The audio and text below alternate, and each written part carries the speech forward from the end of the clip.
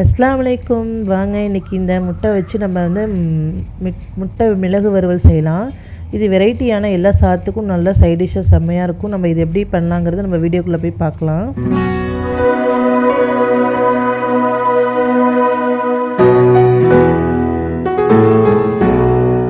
ஒரு பேனில் 2 table spoon எண்ணெய் விட்டுக்கலாம்.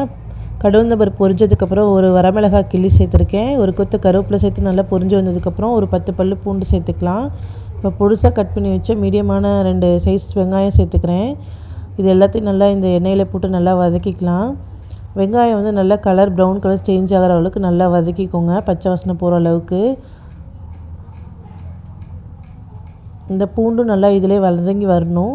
வதங்கி வந்ததுக்கப்புறம் நம்ம 1 டேபிள் ஸ்பூன் மிளகாய்த்தூள், 1/4 டீஸ்பூன் மஞ்சள்தூள், கரம் மசாலா ஒரு 1/4 டீஸ்பூன், காஷ்மீர் சில்லி ஒரு மல்லித்தூள்லாம் சேர்த்துக்கிறேன். எல்லாமே ஒரு 1/4 டீஸ்பூன் சேர்த்துக்கலாம். இதுக்கு தேவையான அளவு உப்பு விட்டுக்கலாம். இது எல்லாத்தையும் அந்த எண்ணெயிலே நல்லா போட்டு நல்லா மிக்ஸ் பண்ணி வதக்கிக்கோங்க. இப்போ இதுக்கு வந்து நான் 3 முட்டை எடுத்திருக்கேன். உங்களுக்கு எத்தனை முட்டை வேணுமோ அதுக்கேற்ற மாதிரி சேர்த்து மசாலா கூட்டிக்கோங்க. இந்த 3 முட்டையை சேர்த்து இப்போ வந்து அதுக்கு தேவையான உப்பும் ஜீரகத்தூள், மிளகுத்தூள் நம்ம காரத்துக்கு தகுந்த மாதிரி சேர்த்துக்கலாம்.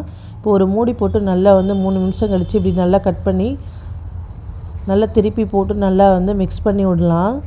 ஒரு நார்மலான பீஸ் போல் அந்த மசாலாவை நல்லா திருப்பி போட்டு நல்லா மிக்ஸ் பண்ணி எடுத்தோம் அப்படின்னா ஒயிட் ரைஸ்க்கு, ரசம், வெரைட்டியான சாதத்துக்கெலாம் செம்ம டேஸ்ட்டாக இருக்கும். என் வீடியோ ஃபஸ்ட் டைம் பார்க்குறவங்களா இருந்தால் மறக்காமல் லைக் அண்ட் ஷேர் சப்ஸ்கிரைப் பண்ணுங்கள். இன்னும் நிறைய வீடியோஸ்லாம் வரும், மறக்காமல் பாருங்கள்.